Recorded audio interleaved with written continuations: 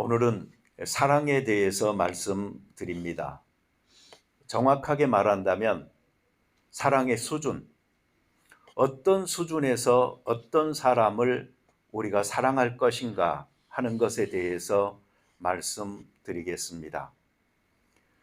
여러분, 사랑도 여러 가지 종류가 있듯이요, 사랑해야 한다라는 그 정도에 있어서도요, 양이 다르게 정해져 있는 것입니다. 사랑의 수준이 사람에 따라 따로 있다라는 것입니다.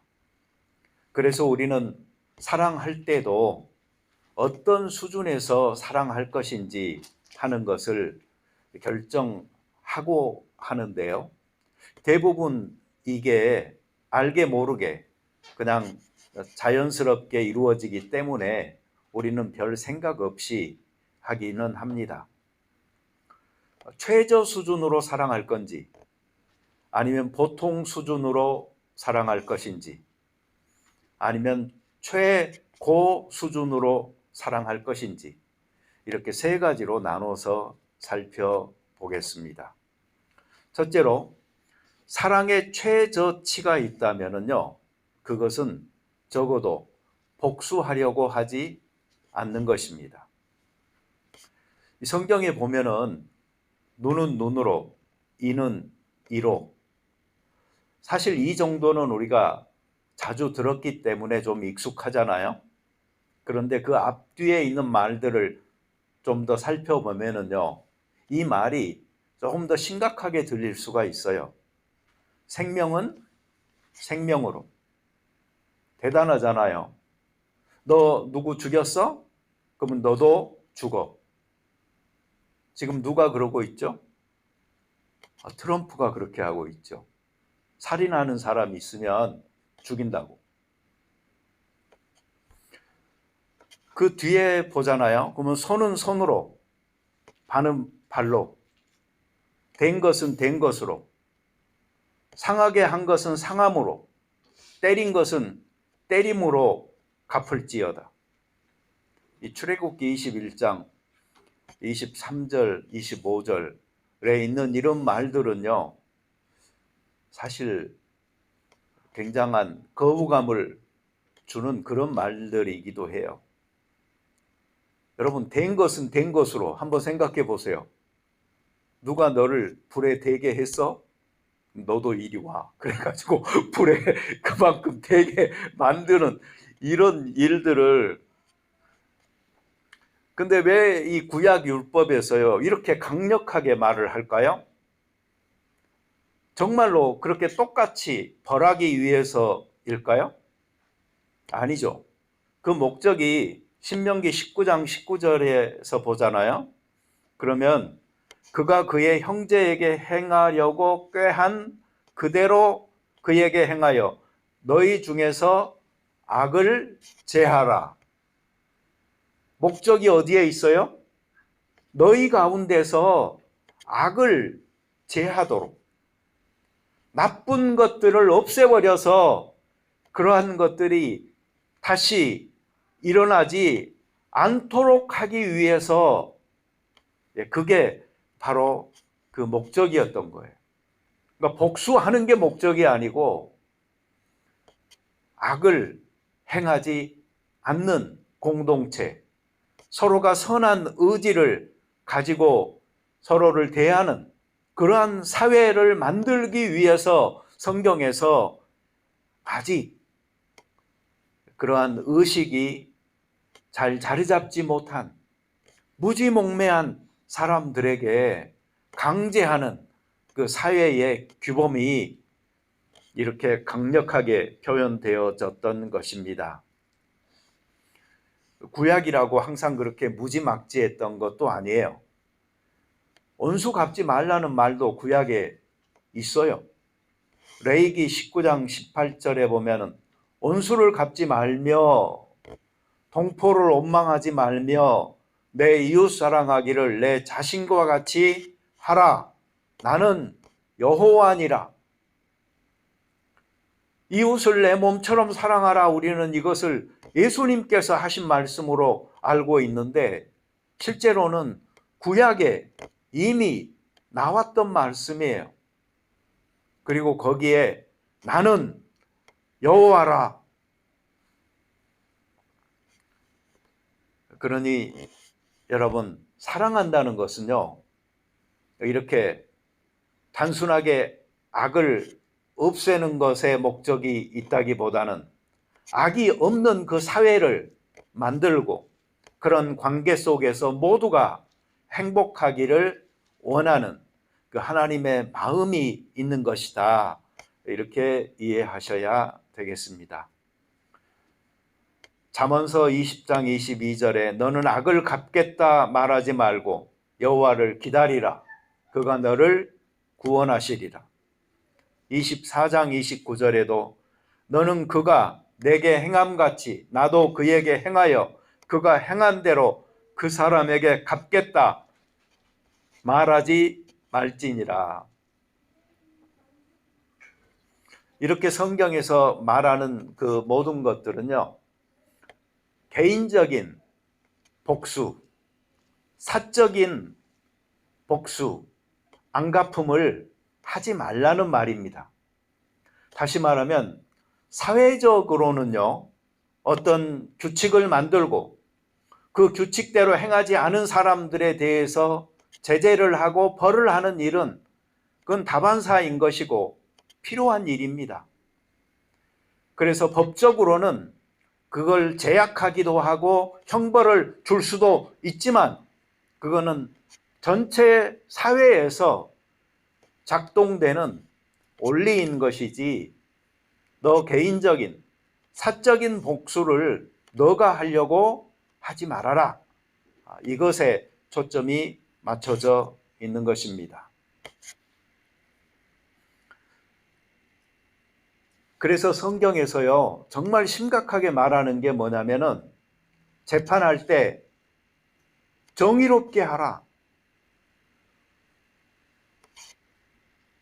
그 고아나 가부나 나그네나 이런 사람들에게 불이익이 되는 재판을 하지 말아라 하는 사실을 그렇게나 강조하고 있는 것이죠. 유전 무죄, 그죠? 무전 유죄라고. 우리 사회는 자본주의 사회가 되다 보니까 돈이 있으면 벌도 안 받고 돈이 없으면 벌도 받는 그런 일이 이미 우리 가운데서는 많아져다 보니까 사람들은 이 정의로운 재판에 대해서 지금은 불신하잖아요. 재판관이라고 그래서 그 사람이 공정한 재판을 하리라는 보장이 없는 그런 사회는 기준이 없는 사회인 거예요. 그러니 정의로운 재판관, 정의로운 재판이 될 수 있는 그 시스템을 만드는 일에 우리 모두는 정신을 똑바로 차리고 있어야 되는 거예요. 둘째로는요, 우리는 보통 수준으로 사랑하는 것에 대해서 생각해 볼 수 있어요. 이게 우리가 보통 말하는 그 사랑이라는 단어가 적용되는 그 영역입니다. 이웃 사랑하라. 이 원칙이 맞잖아요. 누구나 다 동의하잖아요. 이 네이버스, 호주에서 아주 오랫동안 상영하는 그 드라마잖아요. 그 OTS, 그 오프닝 그 타이틀송 한번 가사를 봐보세요.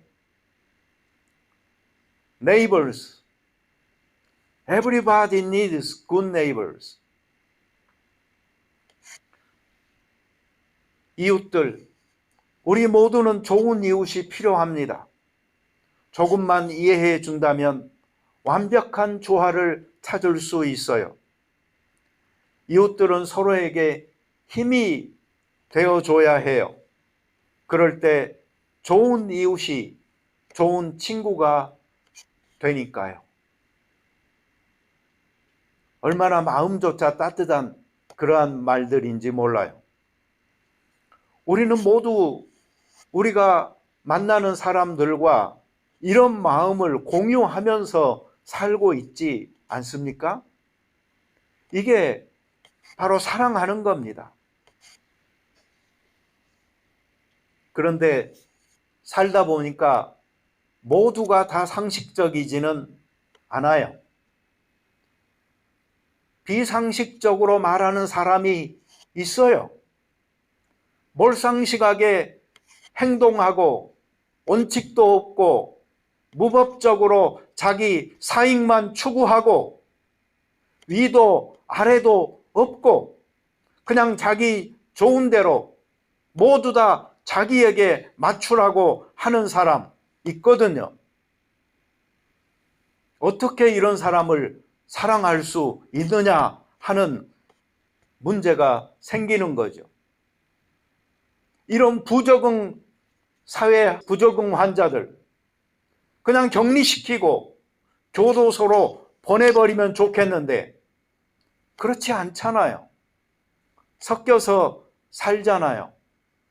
그러다 보니까 어느 정도 우리들 모두는 서로가 참고 인내하고 이 스폰지 하나씩은 마음에 가지고 살아가야 되는 그게 바로 사회인 것입니다. 이런 속담이 있어요. 음식 싫은 건 개나 주지. 사람 싫은 건 할 수 있나? 이게 무슨 말이죠? 먹기 싫은 음식은 안 먹으면 된다. 그런데 함께 지내는 사람과 뜻이 맞지 않는 것은 어쩔 수가 없다. 마음에 들지 않아도 그냥 참고 살아가야 한다라는 말입니다. 그런데 지방에 따라서요, 이 말이 약간 다르게 사용되어지는 속담도 있어요. 음식 싫은 건 개나 주지. 사람 싫은 것은 백년 원수라는 그런 속담도 있는 것입니다. 싫은 사람과 지내기는 참으로 어렵다는 말입니다. 여러분, 이렇게 싫은 사람을 상대하려면 그때는요, 무조건 사랑하려고 하면은 안 돼요. 그건 사랑이 필요한 관계가 아니에요. 그 관계는 지혜가 필요한 관계예요. 어떻게 하면 지혜롭게 이런 사람과도 그냥 잘 문제없이 지내볼 수 있을까? 여러분, 누구를 만날 생각을 했을 때 편하고 그저 기분 좋은 것이 아니라면은요. 그리고 자꾸 내가 무슨 말을 조심해야 할 텐데 오늘은 내가 어떻게 대해야 할까? 이런 생각이 자꾸 들잖아요. 그러면 그때는 이미 사랑하고 있는 관계가 아닙니다. 그때는 내 부족한 사랑을 탓하고 있을 때가 아니고 지혜가 필요한 관계가 되어졌기 때문에 이 부자연스럽고 껄끄러운 사람과 어떻게 지혜롭게 잘 지낼까? 거기에서 해답을 바로 찾아 살아가는 것이 사랑하는 것입니다. 사람은 누구나 자기 같지는 않다고 하잖아요. 똑같은 사람 없잖아요. 신발도 바꿔 신어봐야 한다고 하잖아요. 상대방 입장에서 생각해 본다. 그게 바로 역지사지라는 말 아닙니까? 상대방의 입장에서 내가 보고 느껴보고 공감하고 이해심을 키워 보면서 사랑하려고 노력해야지요. 그리고 또 반성하는 마음으로 돌아보다 보잖아요. 그러면 어떤 관계에서는요, 일방적인 어떤 한 사람의 실수나 잘못이 아니고 내 편에서의 부족함, 미숙함, 날카로움, 까탈스러움, 속 좁은 것 때문에 누군가가 상처받고 마음 졸이고 괴로워하고 있을 수도 있으니까 내 탓이요 몇 번 외쳐보고, 그래도 안 되면 다 내 탓이요 또 몇 번 더 외쳐보고, 그러면 대부분 평화롭게 됩니다. 그렇게 생각하다 보면 용서는 상대방이 나에게 해야 될 게 아니고 내가 상대방에게 용서를 구해야 되겠다 하고 생각되는 경우도 있는 것입니다. 이게 정상적인 관계에서 이루어지는 사랑이요 이해입니다. 그런 정도에서 서로 위하고 사랑하고 이해하려고 하면서 잘 지내는 것이지요. 그런데 여기에 이 성경이 지금 말하고 있는 가르침을 대입해서 살아보려고 하잖아요. 그러면 이 제기되는 문제가 너무나 많아요. 내 원수를 사랑하라. 이게 맞나 싶은 이런 생각부터 들잖아요. 근데 여러분 한번 오늘 성경이 말하고 있는 그 등장인물들을 한번 봐보실래요? 굉장히 특징이 있어요. 내 원수, 악한 자, 뺨치는 자, 고발하는 자, 속옷 달라고 하는 자, 억지로 오리를 동행하자고 강권하는 자, 내게 무엇을 구하는 자, 내게 무엇을 꾸고자 하는 자.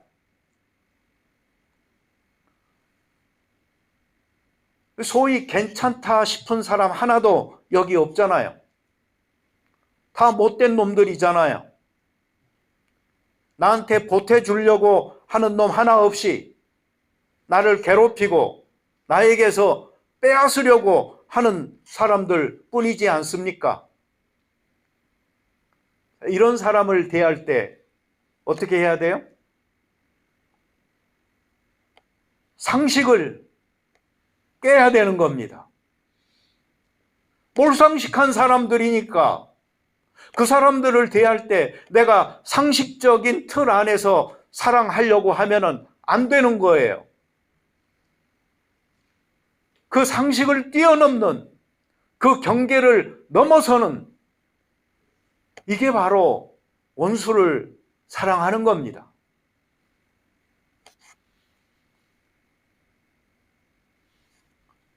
그래서 성경은요, 사랑의 최저치가 아니고 보통 수준의 사랑이 아니고 그 사랑의 최대치, 하나님의 온전하심과 같이 하려고 하는 그 사랑을 너희가 하라라고 이야기하고 있어요.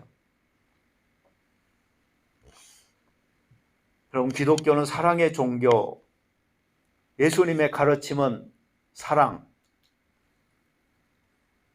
이렇게 믿고 해보려고 하지만 우리가 정말 사랑하고 있나요? 우리의 현실은 어디인가요? 보통 사람들은 아마 이런 상태일 겁니다. 사랑해 보려고 해요. 그런데 성경이 말하고 있는 정도로는 도저히 못하겠어요. 적어도 나는 사랑하려고는 해봤어요. 성경의 가르침은 역시 훌륭해요. 그렇지만 나는 아니에요. 여러분, 이게 감탄인가요? 성경의 가르침이 훌륭하다고 찬양하고 있는 것인가요? 오히려 절망적인 인정입니다. 포기입니다. 그렇게 훌륭한 가르침을 감히 내가 어떻게 아마 이 정도에 머물러 있지 않나 싶습니다. 또 다시 도전하여서 노력도 해보려고 하지만 이건 여전히 어렵다. 벽을 만나 물러서는 느낌으로 돌아서는, 이것이 우리가 사랑하려고 했던 많은 시도들에서 경험한 씁쓸함 아니었을까요? 우리가 사랑하기에 어려움을 느끼는 이유는 사랑을 그냥 하나로 퉁쳐서 그 대상도 수준도 방법도 생각하기 때문인 거예요. 모두를 차별 없이 모든 것을 다 쏟아서라도 이렇게 하려고 하니까 우리는 못하겠다는 말부터 나오고 금방 바닥나버리는 나의 작은 사랑 밖에는 발견할 수밖에 없는 것이죠. 특정되지 않는 대상을 무차별적으로 최고 수준으로 사랑해야 하니까 이것은 어려운 것이고 절망적일 수밖에 없어요. 여기에 원수까지 사랑해야 한다라는 이런 의무감까지 더해지면요, 우리는 두 손 두 발 다 들게 됩니다. 대상도 수준도 방법도 우리는 촘촘하게 나눠서 생각할 수 있어야 합니다. 그래야 실제적인 그리고 구체적인 사랑이 가능해지니까요. 가장 큰 구별이라고 하면은 여러분, 형제 사랑과 원수 사랑은 다른 겁니다. 방법도 다른 겁니다.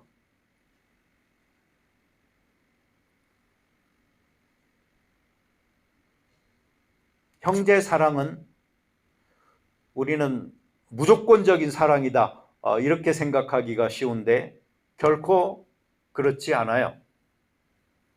형제 사랑은 조건이 있는 사랑입니다. 어떤 조건? 첫째, 같은 신앙을 고백하고 행하고 믿는 자, 그들이 바로 형제이기 때문에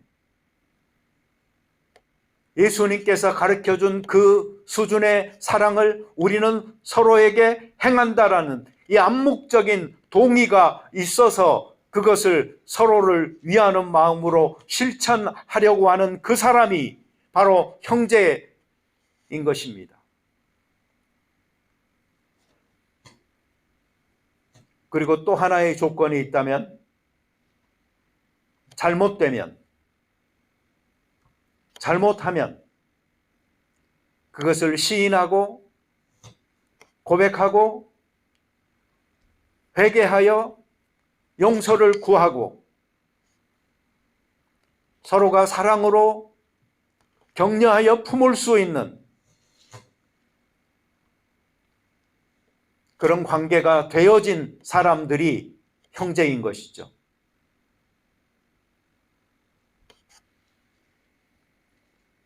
만약에 나는 형제야 라고 하면서 우리가 착한 것을, 우리가 선한 것을 또 양보하는 것을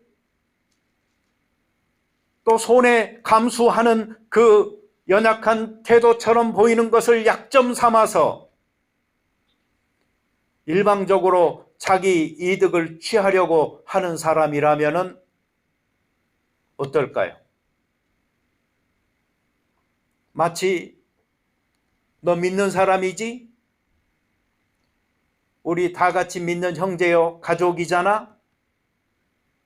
그러면 나 같은 사람도 사랑해야 되는 거 아냐?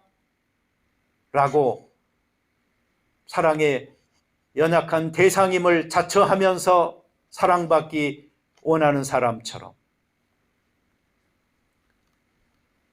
이 정도면 안 믿는 외인들, 이 바깥 사람들보다도 더 악한 내부자 아닙니까? 오리 심리, 아마 옛날 사람들은 잘 알지만 요즘 잘 모르는 사람이 있을 수 있어요. 오리는 한 2km에 해당되는 거예요. 2000m의 거리를 싫다는데도 너 억지로 나와 동행하라고 시키는 사람이 있느냐? 그러면 4000m, 4km를 동행해줘라.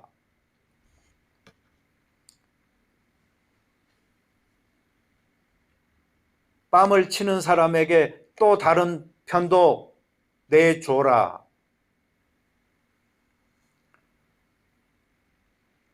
속옷 달라고 하는 사람에게 겉옷까지 줘라.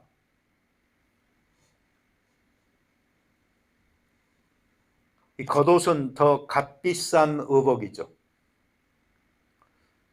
저녁에 잠잘 때 이불처럼 덮고 자는 것이죠. 그래서 가난한 자의 서약, 담보로 맡은 겉옷을 밤새도록 너가 보관하지 말아라 라는 그 율법의 가르침이 있을 정도로 이스라엘 사람들에게는 이 겉옷이 가치가 있었던 거예요. 근데 그것까지도 내줘라, 이 말은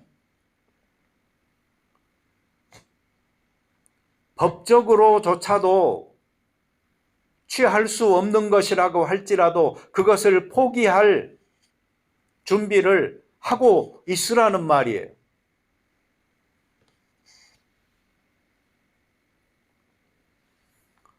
어떤 상황에서 여러분 이런 무저항이 가능할까요?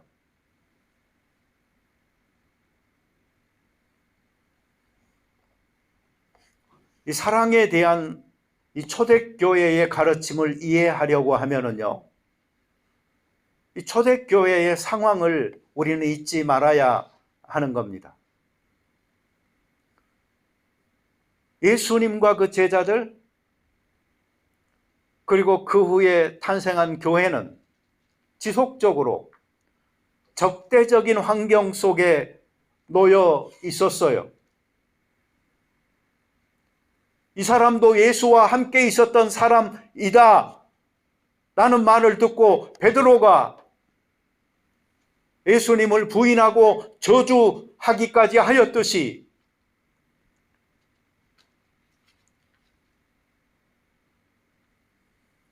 누가 신고하면 잡혀갈 수 있고, 잡히면 재산 몰수 당할 수 있고, 목숨도 위태로울 수 있는 이 적대적 환경 속에 그들은 놓여 있었던 거예요.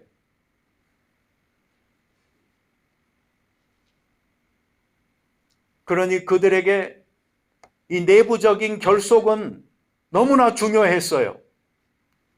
누군가가 사이가 틀어져서 밖에 나가 이 사람들이 예수 믿는 사람들이라고, 여기가 이 사람들이 모여서 예배드리는 곳이라고 고자질하고 고발하면 잡혀갈 수 있는 상황이니까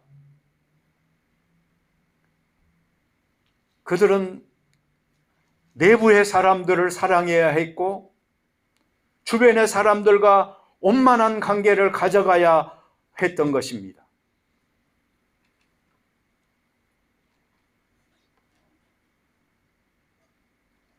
그리고 원수들에게는 어떻게 해요? 더 잘해야지요. 그들은 폭력적인 수단을 가지고 있는 사람들이니까 그들에게 당하지 않으려면 그들의 양심에 남아 호소해 봐야 하는 상황이니까 이렇게 대단히 수세적인 입장에서 쓰여진 사랑 담론이 오늘 성경의 사랑 이야기인 것입니다.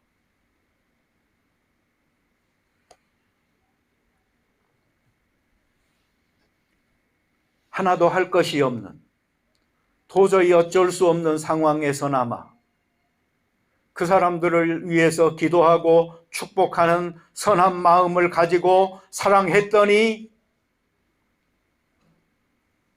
혼수를 사랑하고 박해하는 자를 위해서 기도했더니 그나마 효력이 있더라.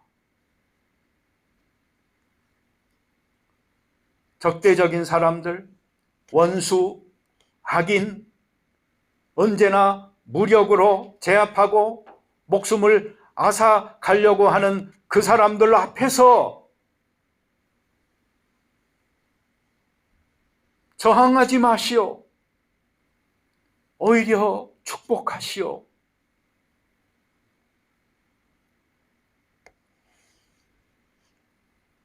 지금 우리 시대는 어떻죠?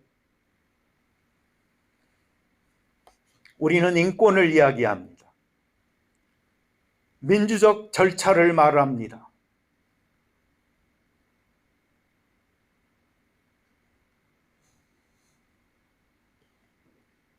그러니 우리는 그들 앞에서 이런 사랑을, 구걸하는 사랑을, 연약한 자의 생존법의 사랑을 더 이상 하려고 하지 않습니다.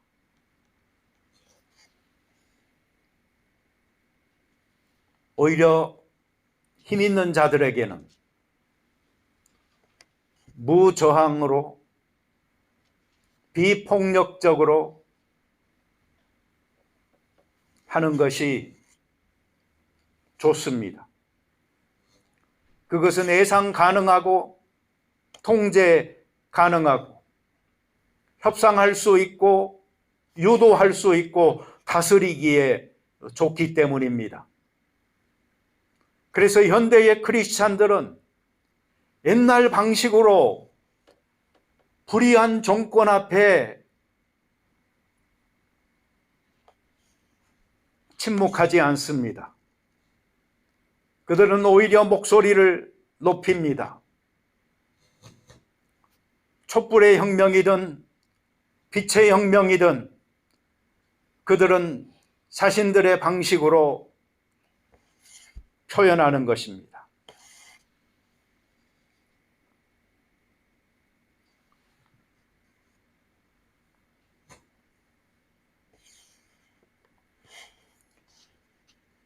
여러분, 사랑하려고 해도 잘 안 될 때는요, 억지로 사랑하려고 하지 마세요. 도저히 사랑할 수 없는 사람을 내가 극복하여 사랑할 만큼 충만한 사랑으로 준비되어지지 않은 채 사랑하려고 하면은요, 점점 더 기괴하게 꼬이는 것입니다. 정상적인 사랑은 서로 사랑하는 것이고 비정상적인 사랑이 일방적인 사랑인 것입니다. 그래서 여기 하나님의 온전하심과 같이 너희도 온전하라 라는 이 말을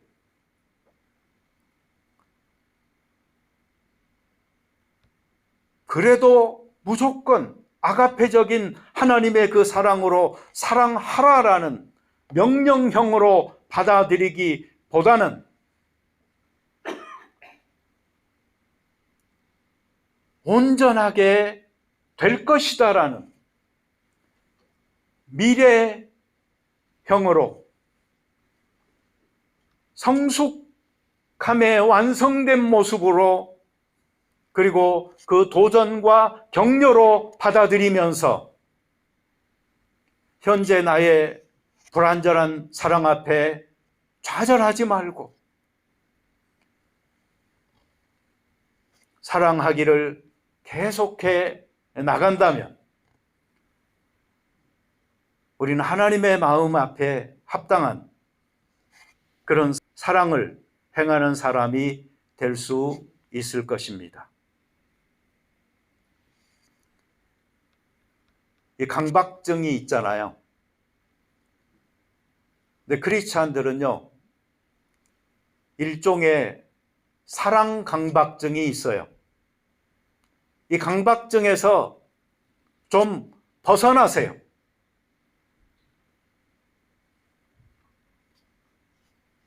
우리는 하나님처럼 완벽하지 않아요. 불가능해요.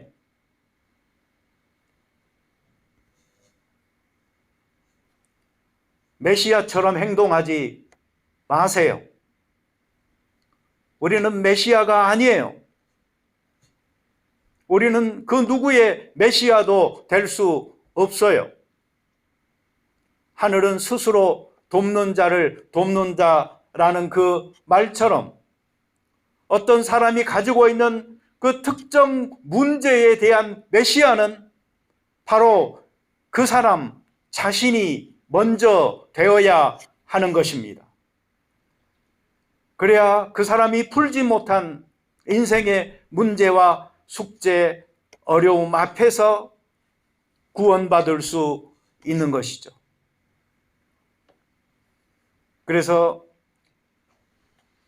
하나님의 온전하심처럼 너희도 온전하라 이 말을 사람이 도저히 하나님과 함께 나눠 가질 수 없는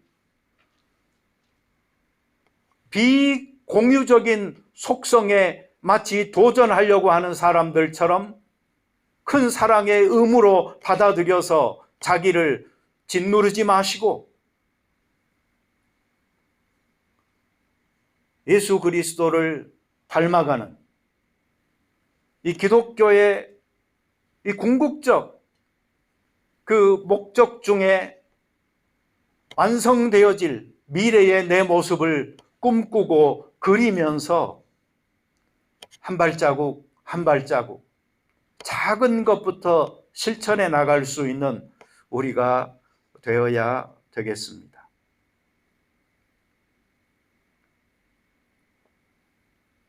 우리가 한 가지 성찰할 바는 교회가 성장하면 할수록 사랑은 점점 더 필요하다라는 것입니다.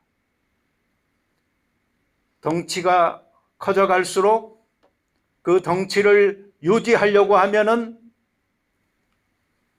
사랑을 강조할 수밖에 없는 것입니다. 그래야 그 공동체가 깨지지 않고 같이 굴러갈 수 있으니까 더 큰 이해와 용납이 거기에 있어야지만이 가능하니까. 그래서 엉큼한 놈, 구린 놈, 바지에 똥 싼 놈 모두 다 한 덩어리로 묶여 있게 하고 굴러갈 수 있게 되는 기구로서의 운영을 위해서 사랑을 강조하는 교회가 되다 보니까 어떻게 됐어요?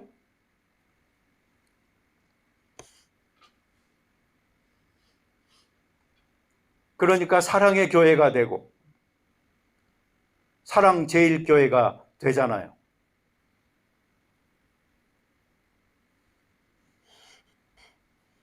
사랑을 강조하는 교회일수록 오히려 사랑에는 눈먼 교회가 될 가능성이 많아요. 사대교회, 4대, 사랑, 데스, 교회, 눈먼 사랑, 옳은 것을 따지지 아니하고 사랑합시다, 그냥 이해합시다.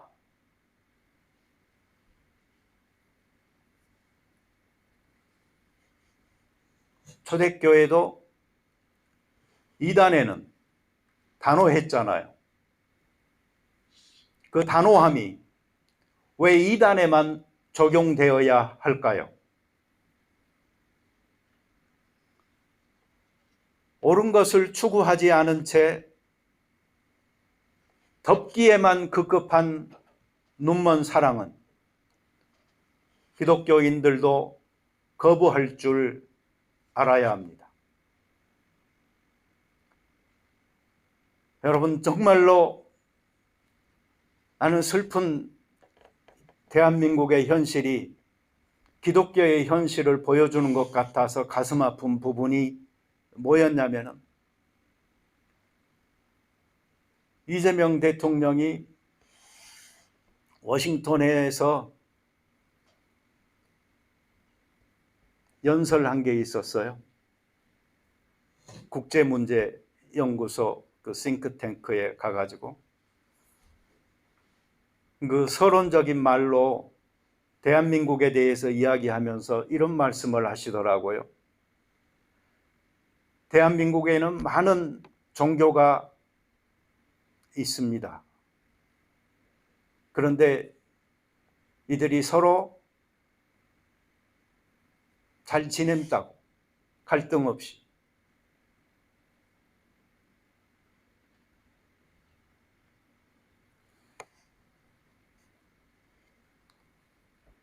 나라로서는 그게 자랑이었지만 여러분,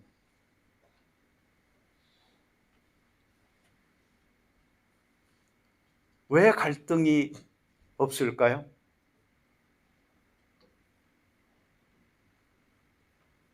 이런 생각 안 해보셨나요? 종교는 달라도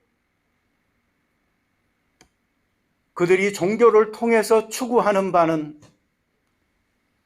일치하고 있다라는 무서운 발견은 혹시 못하셨나요? 불교를 믿든 기독교를 믿든 무속을 믿든 유교를 믿든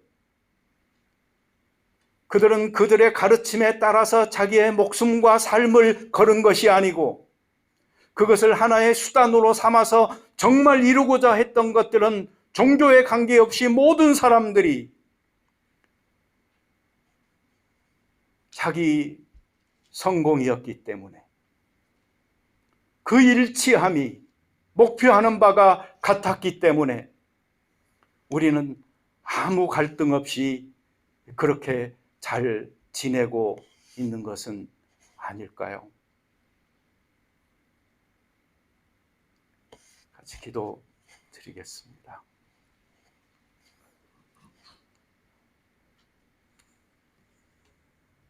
사랑의 주님, 서로 사랑하라라는 말을 너무나 뭉퉁거려서 아무 대상 구별 없이 아무 사랑의 깊이와 넓이의 구별 없이 대하다 보니까 그저 원수도 사랑해야 된다라는 큰 의무감으로만 다가와서 나의 적은 사랑으로 어찌 사랑할 수 있나 절망감만 깊어가는 우리의 사랑 연습 아닙니까? 주여, 우리로 하여금 보다 더 성숙한 사랑의 눈뜸이 있도록 도와주심으로 말미암아